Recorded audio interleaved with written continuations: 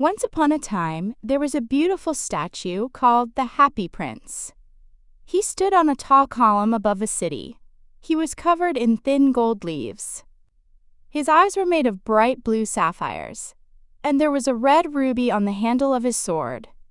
People admired him from the ground, thinking he was beautiful and proud. One evening, a little swallow flew into the city. All his friends had already flown to warm Egypt, but he had stayed behind.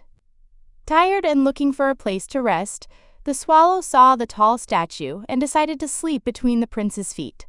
But as he was about to sleep, drops of water fell on him. Surprised, because the sky was clear, he looked up and saw the statue was crying. The Happy Prince explained his sadness. When he was alive, he lived in a palace and never saw pain or sadness.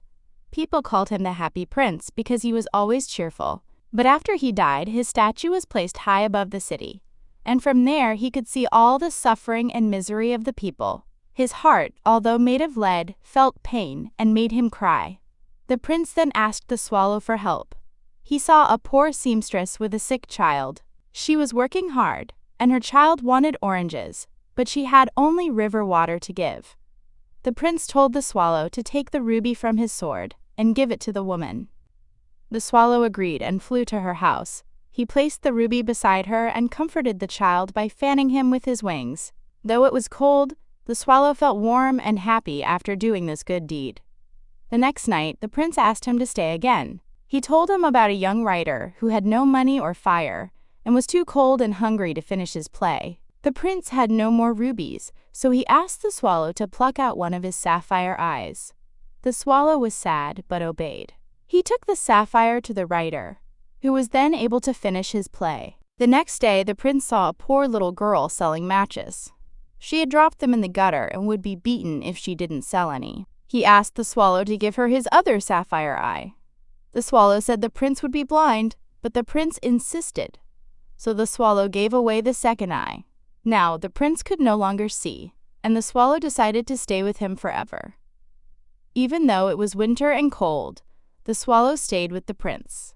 He flew over the city and saw the rich enjoying life, while the poor suffered. He told the prince everything. Then the prince asked the swallow to peel off his gold leaf by leaf and give it to the poor. The swallow did so, and many children were happy again. But winter grew colder. The little swallow could not survive the cold.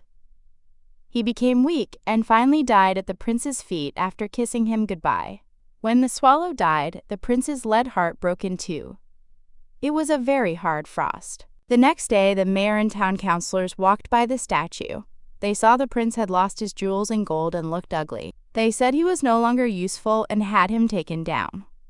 The statue was melted, but the lead heart did not melt and was thrown away on a dust heap where the dead swallow also lay. God then told one of his angels to bring him the two most precious things in the city. The angel brought the broken lead heart and the dead bird. God said, "You have chosen rightly.